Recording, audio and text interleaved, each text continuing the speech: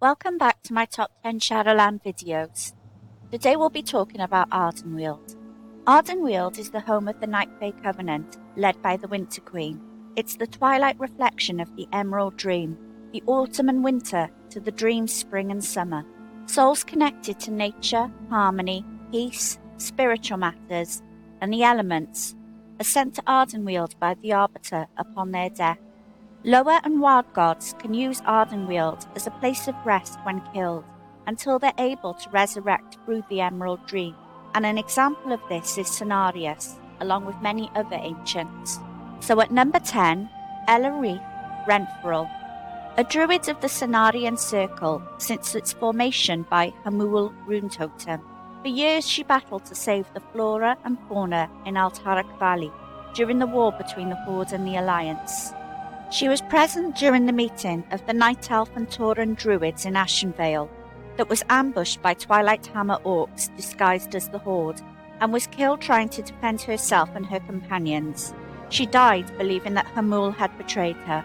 Her spirit was bound to the Emerald Dream, but due to its corruption by the old god Yogg-Saron and his nightmare, her soul became cursed. Filled with fear, suspicion and hatred, her body was twisted into a parody of a spider. In her madness, she is trapped in a reflection of Malygoes and believes everyone is trying to corrupt the land she's sworn to protect. When adventurers enter the Emerald Nightmare to defeat Savius, free Cenarius, and cleanse the dream, they're confronted by Ellery and defeat her, freeing her soul of its corruption and cleansing her spirit. Number 9. Sangeun, chieftain of the Darkspear Trolls and a powerful witch doctor, he was the spiritual leader of his people. He always dreamt of a home offering peace and security for his tribe, and denounced the actions of the other troll nations, and trained his son Vol'jin and his friend Zalazane to lead after him. When the Alliance began arriving on Kalimdor following the Third War, the Darkspear were pushed back further into the Echo Isles. A Naga sea witch, Zarjira, enslaved the once peaceful Murlocs, who began offering her sacrifices, and the trolls were pressed on two sides. When Thrall and his orcs arrived soon after, Sangeun recognized him from a vision that offered his people the peace he desired, and he joined the Darkspear with the Horde. Thrall aided Sangeun in defeating the humans, but were then ambushed by the Murlocs, who abducted Thrall and Sangeun. Thrall escaped, but Sangeun was taken deep into their lair and sacrificed to Zarjira before Thrall could rescue him. With his last breath, he begged the orc to save his people. Years later, when his son Vol'jin was close to death, he appeared as a spirit to persuade the lower One Samdi that his son should live. Later again, he would reappear to tell Vol'jin of his pride in him, give him a vision of the troll's history, and inform him of his destiny. Number 8. Chautala, a Tauran shaman who lived approximately 230 years ago, during the time of the War of the Three Hammers, when sorcerer Thane Thorazon of the Dark Iron Dwarves accidentally summoned Ragnaros. The upheaval was felt as far as Kalimdor, which suffered earthquakes and landslides as a result. The Earthen Ring was founded to help combat the issues arising with the elements, and Chautala was one of its first members. Chautala was advocating a more direct control of the elements, while others, like Oreg Earth Fury, wanted to stick with their more passive and traditional use of the elements. A Tauran camp was in danger of collapsing into a chasm caused by a recent earthquake. The Earthen Ring scrambled to help save the citizens. Chautala's apprentice, Keisha, fell into a crevice, and Chautala rushed to his aid, ignoring Orog's warnings. Using the element of air, he flew to Keisha's side, but both were engulfed in a chasm as the land tore apart, and both lost their lives. 200 years later, Chautala was impersonated by a Fire Lord, and secretly caused raging fires and centaur attacks across Malygoes, until he was exposed by Muln Earth Fury, a great-great-grandson of Oreg. Number 7. Anzu, the raven god of the Arakoa on Draenor, almost an equivalent of wild god or lower. He loved the cool shade and peace and tranquility of the twilight hours. Smaller than his peers, Rukmar and Sether, he compensated with his intelligence. He dreamt of a sanctuary for all winged creatures in Arak and asked for Setha and Rukmar's aid to achieve this. Over time, Setha became jealous of Rukmar's ability to fly high and soar in the sun's warmth and tried to convince Anzu to help bring her down. But Anzu loved Rukmar and never felt worthy of her, and sent his ravens to warn her about Setha's plans. During the battle between the avian gods, Anzu was cursed by Setha as the winged serpent died. His body became shriveled and lost his ability to fly. He set his ravens on Setha's serpents and then hid from Rukmar, feeling shame. The curse linked Anzu to the void, causing corruption. He used the void to hide from Rukmar and left his ravens in the care of his consort, Ka'alu. To thank Anzu, Rukmar created the Arakoa in his honor out of her own Kaliri followers. Arakoa, who were cast into the cursed Sethic Hollow, also lost their flight and were cursed by Setha. They became known as the Arakoa outcasts, and Anzu took pity on them and taught them arcane and shadow magic, and they built the city of Sketis.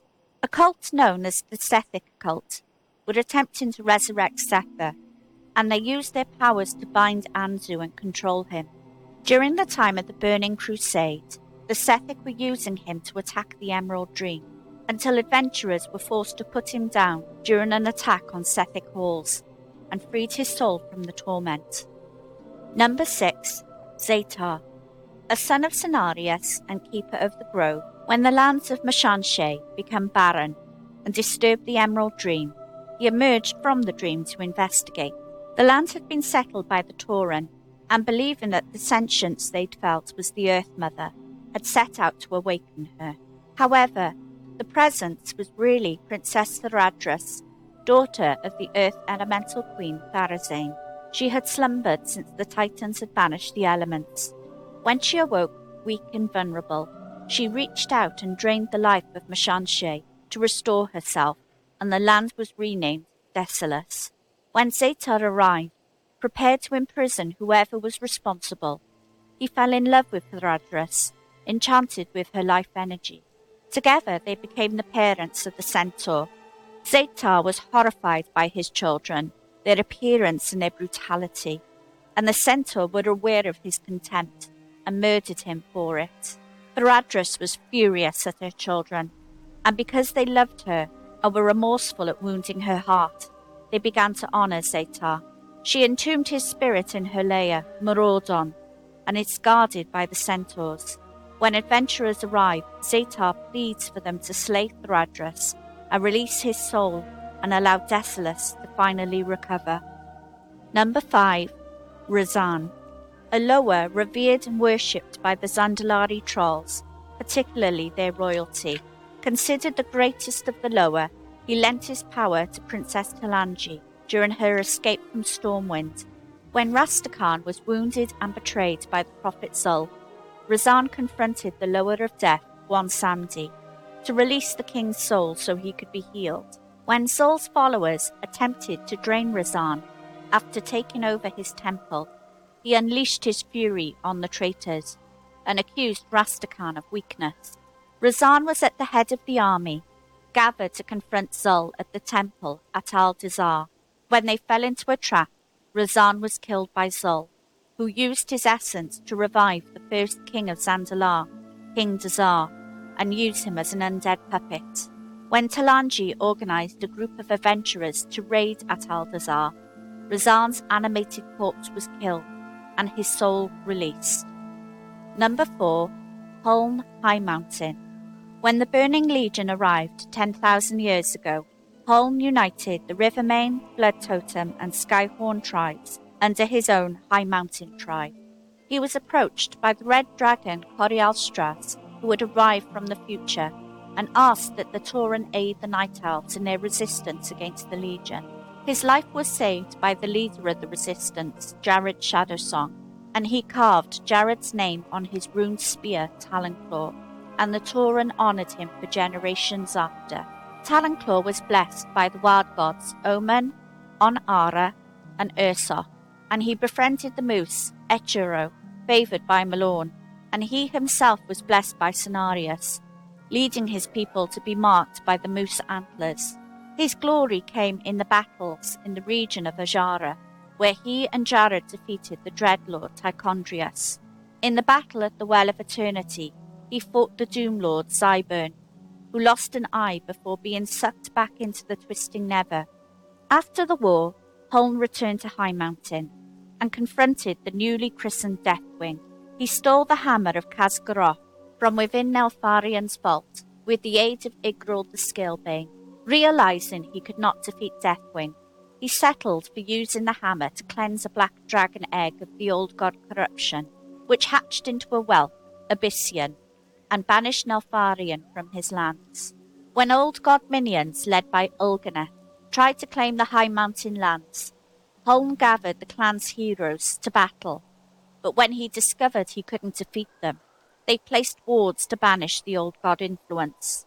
When Holm died, he gave Talonclaw to his successor, and his spirit was carried off by On Ara. I almost placed Hull in Bastion, but something draws the wild gods to him, so I believe Ardenweald would draw him to it as well.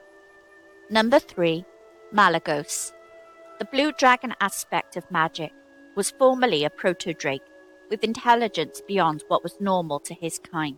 When the proto-drake Galakrond began to cannibalize his own kin, he began to grow immense in size and mutate. Other drakes who were bitten or injured by him began to turn on others and entered a state of undeath. His threat caused the proto-drakes to band together. Malygoes joined with Alexstrasza and Ysera first, when he met them searching for a missing clutch brother, and later was joined by Neltharion and Nosdormu. The Titan Keeper, Tyr, recognized the threat the Galakrond posed and approached the group for aid. Together, they succeeded with Malygoes' idea of forcing a boulder down Galakrond's throat, although Tyr lost a hand. The other Titan Keepers decided to impart Titan powers on the five, in recognition of their skill and desire to protect. Malygoes was given power from Norgannon, the Master Magician and Lawkeeper. Other proto-drakes and eggs were enhanced and the dragonflights were created. He aided Tyr again against the Vrykul Winterscorn clan, who under the orders of the fallen Keeper Loken were at war with the Earthen and enslaved proto-drakes. With the other dragonflights, the clan was put into an enchanted sleep. During the War of the Ancients, Neltharion approached the other aspects with the idea of creating the Dragon Soul, powerful enough to defeat the Legion. They imparted part of their power into it, except for Neltharion. Unbeknownst to them, the aspect's power as the Earth Warden had led to him being corrupted by the old gods.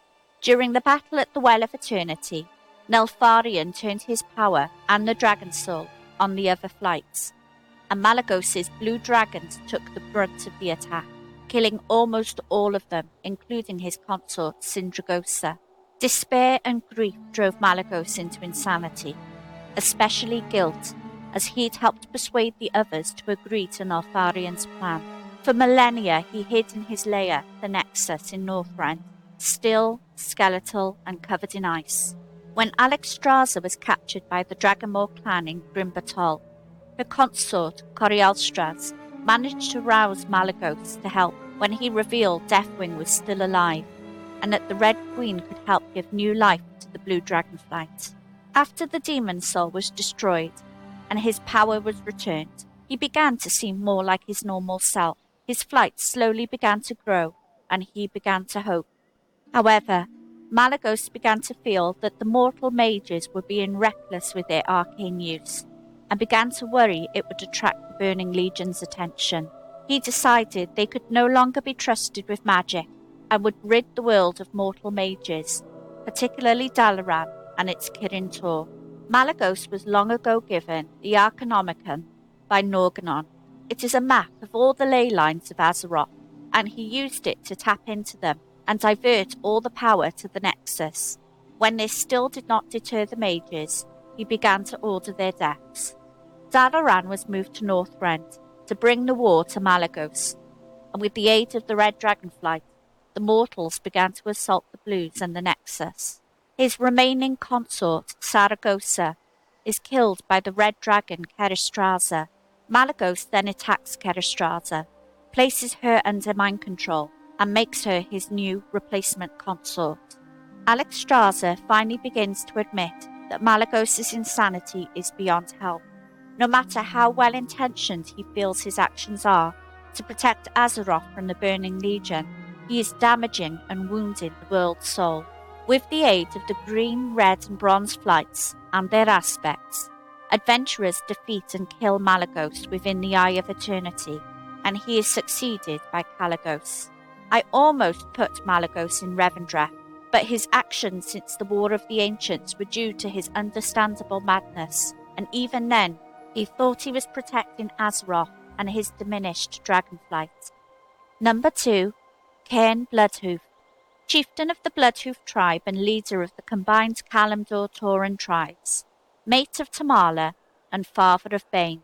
He was an exceptional warrior, but always wanted peace and harmony between his people and the land. The wandering tribes were constantly under attack by the centaurs, and Cain wanted a homeland, safe from the savages, scared his people were becoming exterminated. When Thrall and his orcs arrived on Kalimdor, Cain witnessed them destroy a centaur raiding party that was attacking a lone Tauren. Intrigued, he formed an alliance with Thrall. He led them to an oracle, and the orcs helped defend Cain's village. The oracle, who turns out to be the prophet Medivh, advised that Cain should ally with Jaina Proudmoore and Thrall to defeat the Burning Legion, which along with the Night Elves, they succeeded. After helping Thrall establish Durotar, he left with his people and set themselves up in Mulgore, and built a new city, Thunderbluff, easily defended and welcome to all tribes. When Bane was captured by centaurs, Cain was consumed with grief, believing him dead. When Rexxar and Rokan asked for aid against Admiral Daelin Proudmoore, he declined and instructed them to tell Thrall that he was dead. Instead, the two launched a rescue mission, and when Bane was returned to him, he was overjoyed and jumped to aid his allies at Theramore and pledged his people to the Horde. When Thrall left the Horde to deal with the Cataclysm, and Garrosh Hellscream was chosen as his replacement war chief, Cain was conflicted. He respected Garrosh's ability in battle, but believed that the ambush on the Cenarian Circle Druid meeting in Ashenvale was the war chief's doing.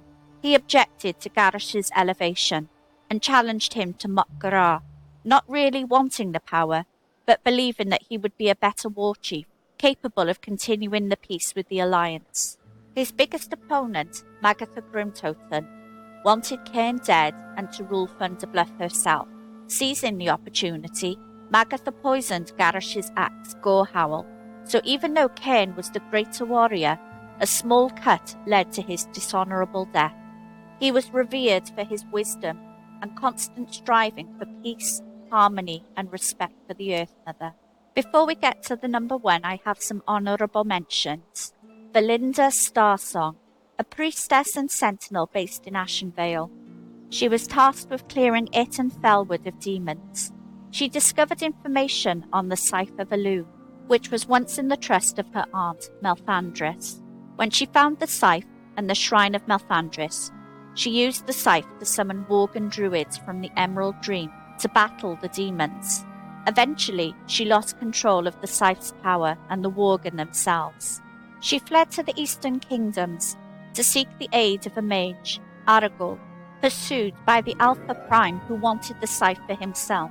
Eventually, cornered in Duskwood, she hid in a mine, Roland's Doom.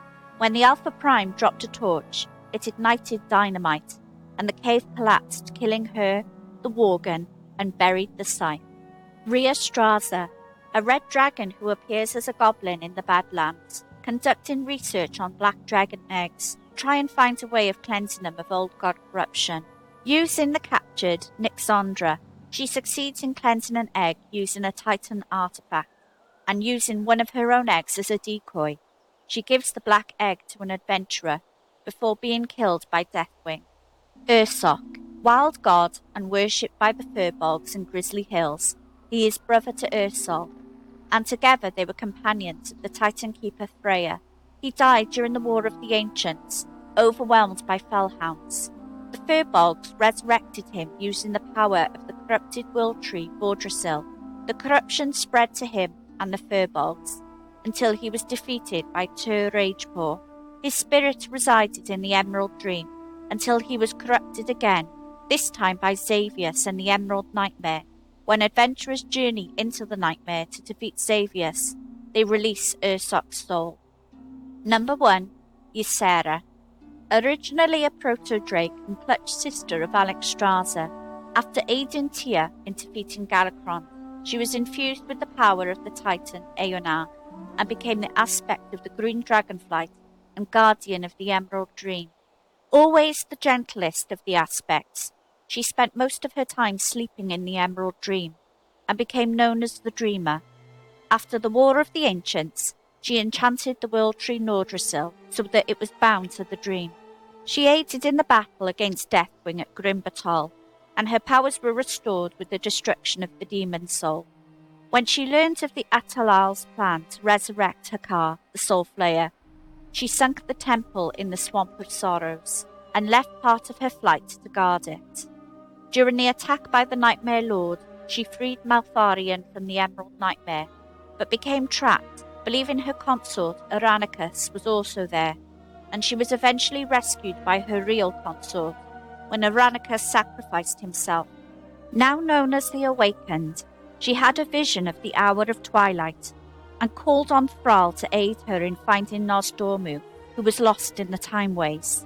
She worked closely with the Cenarian Circle to protect Mount Hyjal and Nordrassil from Ragnaros. She aided Thrall in understanding his shamanistic powers, and during her meditation knew that the Dragon Soul was needed to defeat Deathwing. The amount of power the aspects had to put into the Dragon Soul to defeat Deathwing left them all mortal. When the Burning Legion returned, Xavius began a major offensive on the Dream, using the Emerald Nightmare. Cenarius began to succumb to the Nightmare, so Malfurion called upon Ysera for aid. Xavius kidnaps Malfurion, and Ysera joins Tyrande in her search for them. Using a corrupted version of the Tear of Elune, Xavius pierces Ysera's heart, turning her into a nightmare dragon. Against her true will, she is sent to attack the Temple of Elune as a distraction for Tyrande.